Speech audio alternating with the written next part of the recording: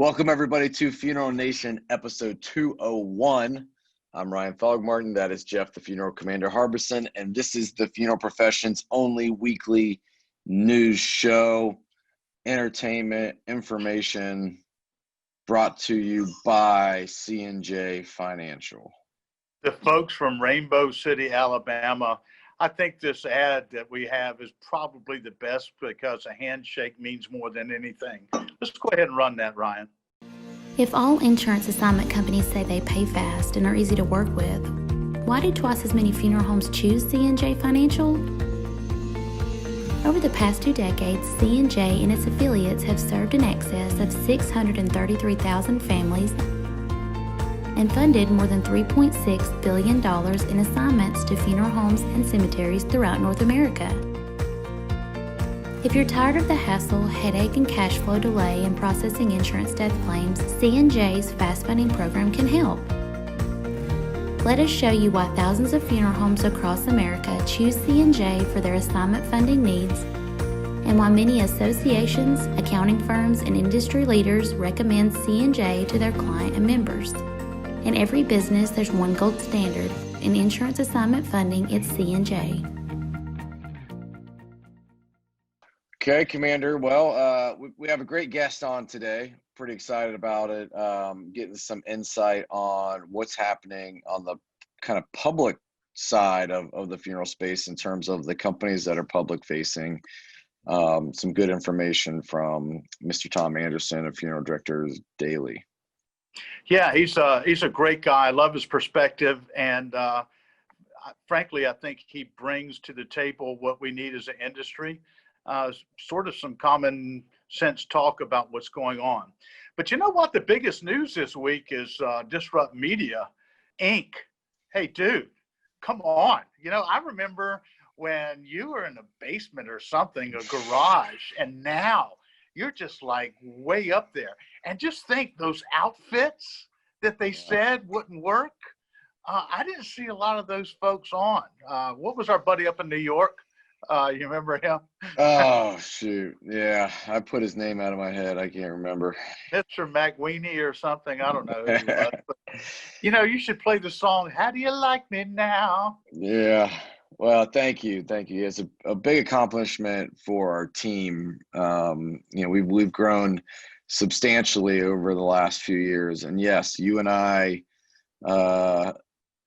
started working together when I was still working out of my basement and was a one-man show. So now we're a team of 27, and we work with hundreds of funeral homes across the U.S. and all of North America. So, yeah, it was a great honor, and you know, just really a testament to our team. The big bummer was the fact that we're all kind of remote, so not being able to all celebrate together except for on a Zoom call. But you know, in due time, we will be back together and be able to celebrate it as we should, because it was a team effort. I can't do what I do all by myself, that's for sure. So no, and you have a superlative team there.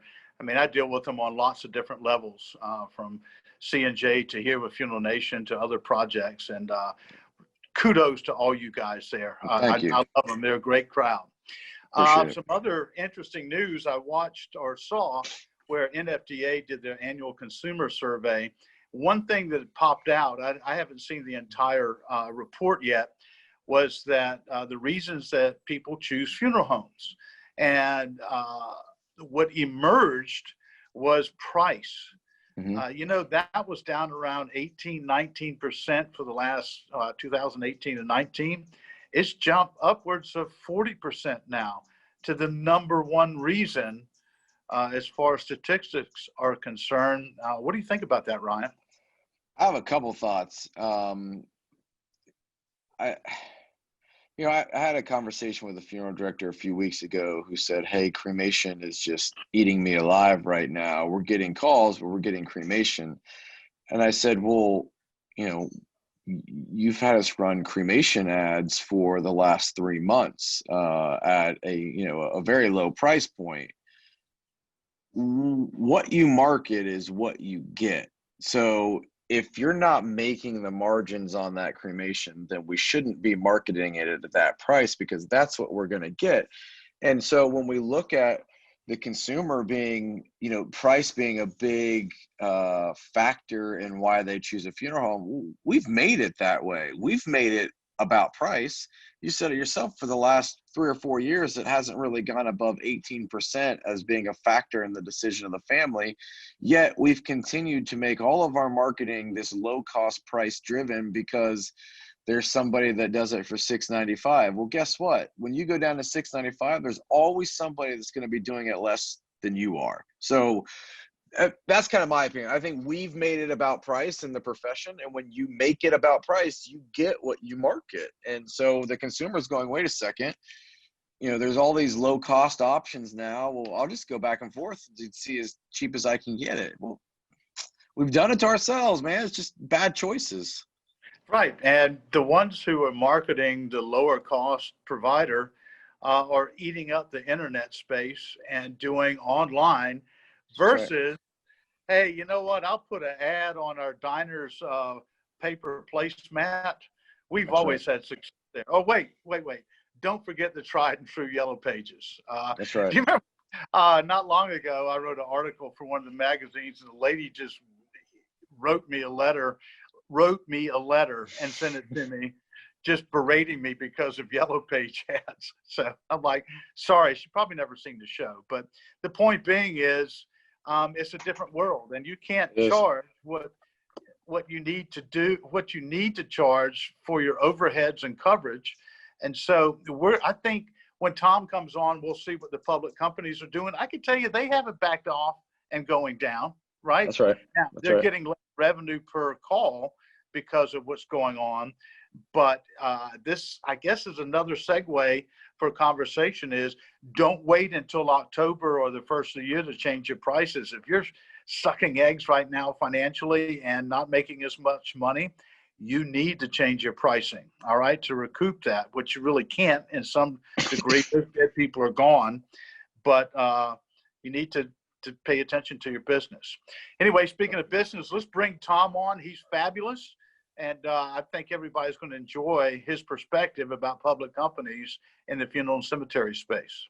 Hey, everybody, we welcome back Tom Anderson, who is the author of the Funeral Director Daily. He's been around our business and really does some great analysis of public companies in our space. And we just recently, finally, I think, compiled all of the public company second quarter's earnings.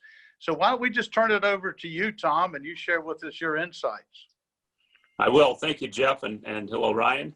The one correction I'll say there is the quarter we've got is from April, May, and June. A couple companies are on a fiscal year. It is their third quarter, but in general, it's our second quarter. I think what I can tell you about the public companies is that back in April and May, we wondered what's going to happen in this first ever full COVID quarter. And the prognosticators said the large companies will probably have more deaths, but lose some revenue per case because the people can't get in to have services and things like that. And I think when the numbers came out, that's exactly what happened. You look at the companies like SCI and Carriage Services, they're virtually identical. And now Park Lawn also, in that they had more cases, but their revenues per service were down. So in the public company, realm, that's pretty common. Many times I look for the public companies to shed some light on what's happening in the rest of North America. And in this case, it's not always true because the public companies have these, what I would call the law of large numbers. They've got funeral homes all over, and that happens. A lot of places in, America, they were not hotspots. So they ended up having the normal number of services, but the revenues were still down because of the no gatherings. So my guess is that the public companies probably skewered to do better than private small funeral homes because they had this large number of places. Sure, and I guess when you spread out your risk, different parts of the country, as you said, then certainly that makes a big difference. And if you're pretty much in one smaller area, then you live or die literally by what's going on there. But I think the revenue Correct. per call is true across the board, that we're seeing that, families are, again, for the most part, are not able to come in and do services and other things, or putting that off.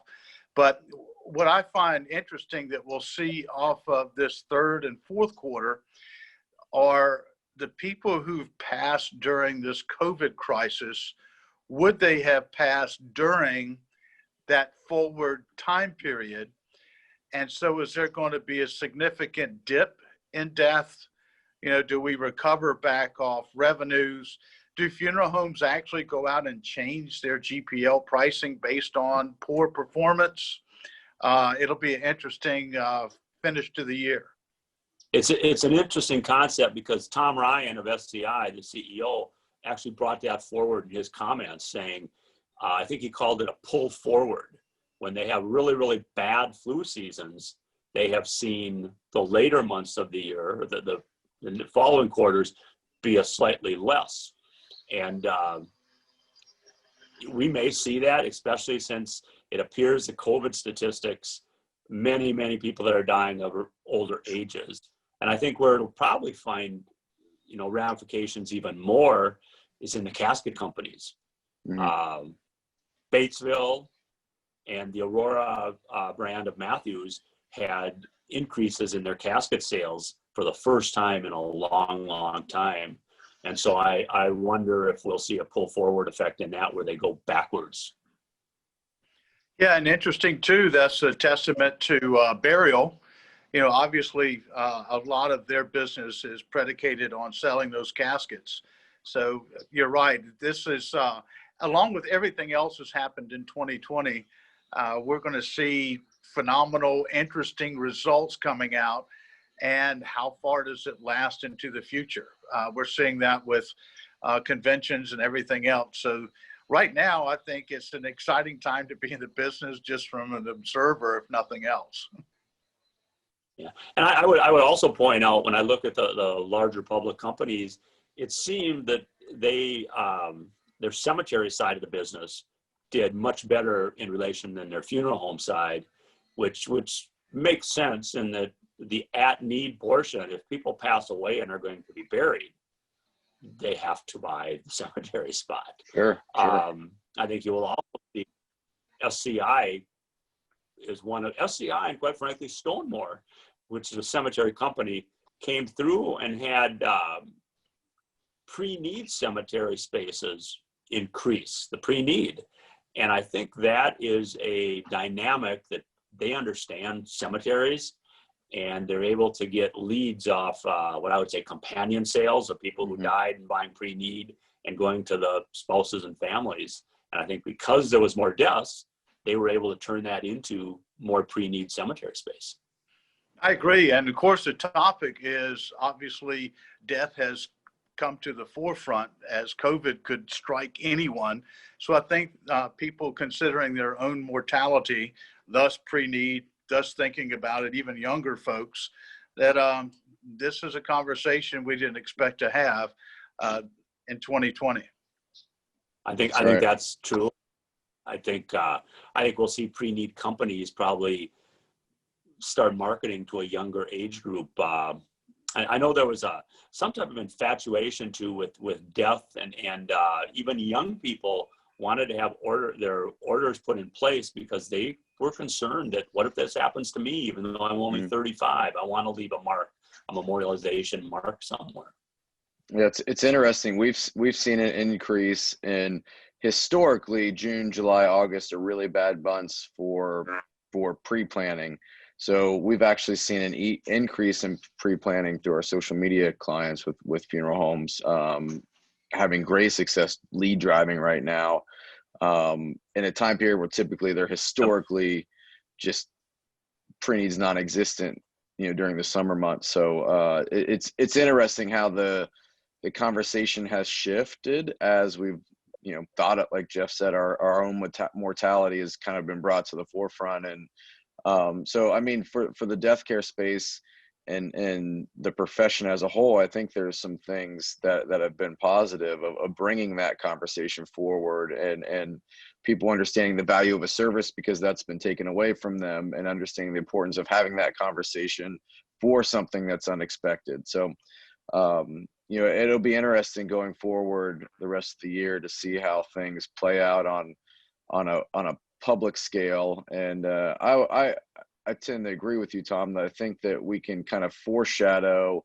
the rest of the profession based off of the report from the public companies and what they're seeing.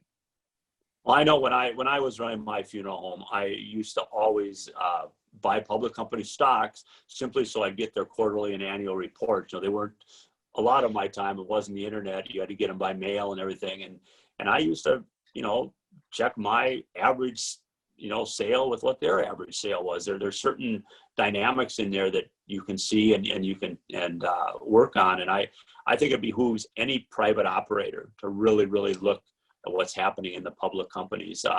Ryan, I agree with you that pre-need is out there, and it's the companies that can figure out how to make that close with the pre-need customer that are going to get the pre-need. Yeah.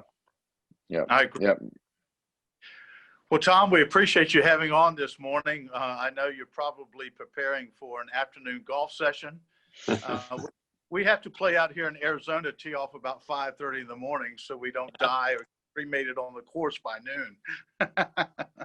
I do get out and golf, and I appreciate it. My COVID world is kind of either at the golf course or at home. I don't do much else, but I appreciate you guys out and giving you some updates whenever you need them. Yeah, and look, for all you FNers out there, I have to tell you, Tom's articles daily are fantastic. If you don't subscribe, I think you really need to. And we'll see if we can boost that as well, because I think you do a wonderful job and have some wonderful perspectives about our industry. Thank you very much. I appreciate that. Thank you. All right. Well, have a good round. Yeah. Thanks, Tom. All right, Ryan, that's a great interview. We've got our folks at Plotbox. I keep seeing their organization just doing some wonderful things.